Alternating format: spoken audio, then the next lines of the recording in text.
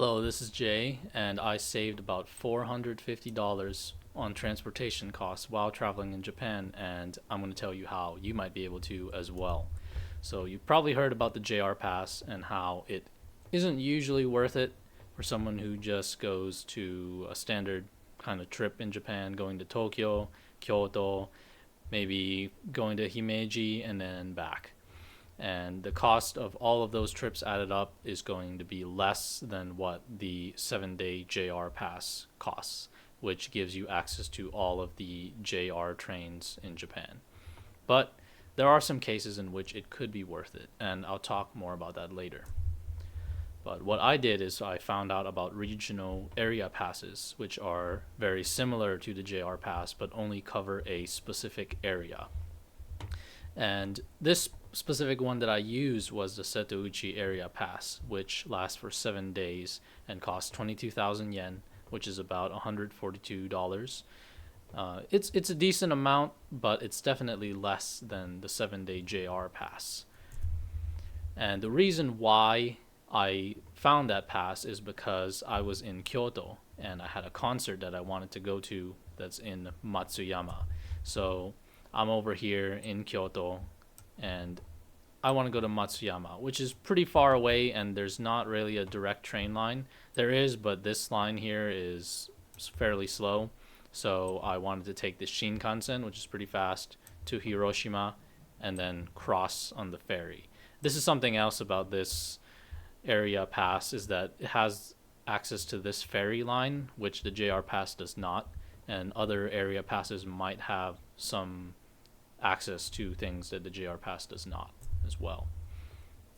And well, that's what I did. I went from Kyoto and I went over to Matsuyama and I saw that concert.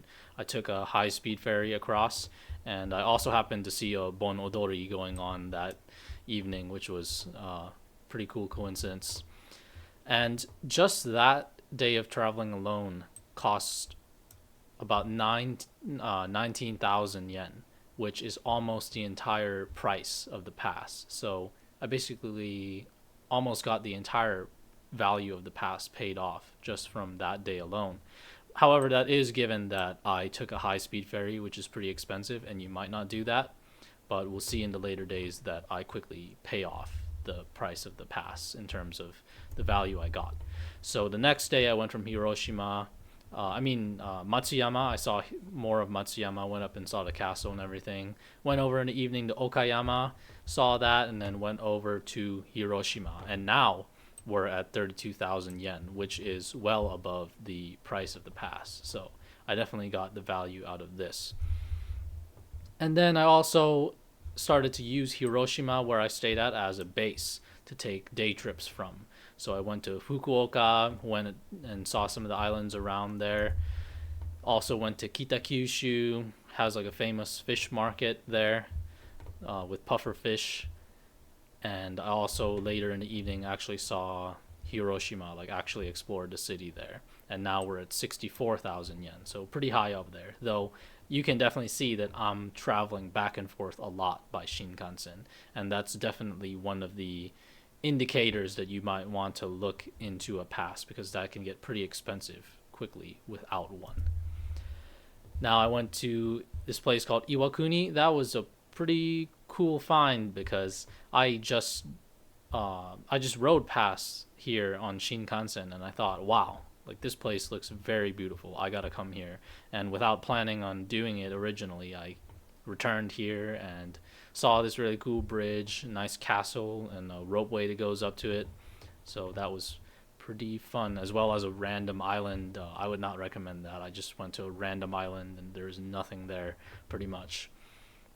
This day wasn't so expensive though. It didn't really like pay into the savings exactly that I was getting from it because I did not take the Shinkansen. It was just cheap local trains, but it was still a good experience.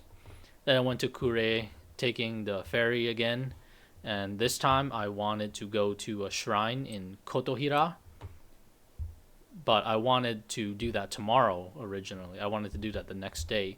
But that same day, I had a concert I wanted to go to in Osaka that was in the afternoon, and I would not have time to go from Hiroshima in the morning to that shrine, and then from that shrine over to Osaka. That I wouldn't do that in time. So at the end of this day, I just went straight to Kotohira, stayed the night there, went over to Osaka the next day in time for the concert. In the morning, I went up that shrine, and that was a pretty cool shrine because it's probably the hardest shrine to visit in Japan because you have to walk up like 800 steps or something just to get to the main shrine. And then once you get there, there's one even further down. You have to climb even more stairs. But that was pretty much it. That was the last day. Then I'm at 92,000 yen roughly. Doing the math, difference is about 70,000 yen, about $450. And if you were to do the same thing, maybe you wouldn't save as much as I did because maybe you won't be jumping around quite as much. But really, the price of the pass is about the same as a round trip from Kyoto to Hiroshima. So if you're, just for example, if you're doing that trip, then you pretty much already bought the pass, and then you might as well get it so that you can go visit wherever in the area you want without having to pay additionally for that transportation. And there are many similar passes as well, such as this one going just kind of between Hiroshima and Kyoto.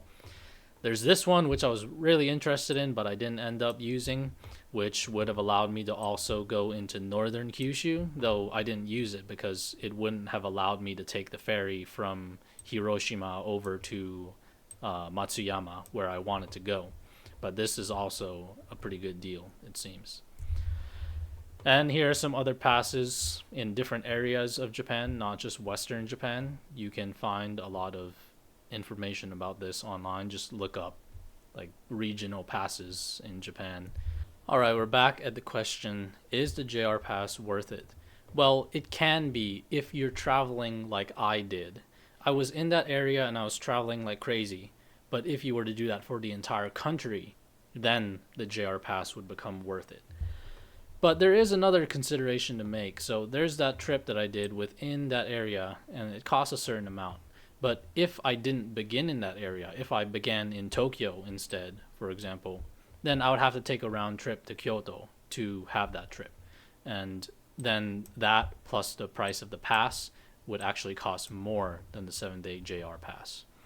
But the problem with that is that if you think about the time, then I would probably want to spend a few days in Tokyo, right? And then once I get to Kyoto, I would probably, if I had the JR Pass, feel kind of bad about staying in just one city. I would want to be traveling a lot during the time that I have the pass so that I can see as many places, see all these places that I want to. But if I didn't have the JR Pass, then I would just be in Kyoto and probably stay there for a few days and then wait until I have to go beyond Kyoto using the Shinkansen to get the area pass. And then I would do all the big traveling, and then I would have more time to do so. And another consideration is if you have a multi-city flight, like if instead of returning from Tokyo back to your home, you return from Osaka. In that case, you wouldn't have to return. Well, when you have the JR Pass, then that just makes it less worth it because then suddenly this price is halved and then suddenly the total price of these are less. The total price of the area pass and the trip from Tokyo to Kyoto is less than the JR Pass. Whereas in scenario 2, it's actually even better because it's outside of the pass. It doesn't affect it. So I just pay less money overall. So having a multi-city flight can also help you save money and not have you need to buy like a pass, like a JR Pass.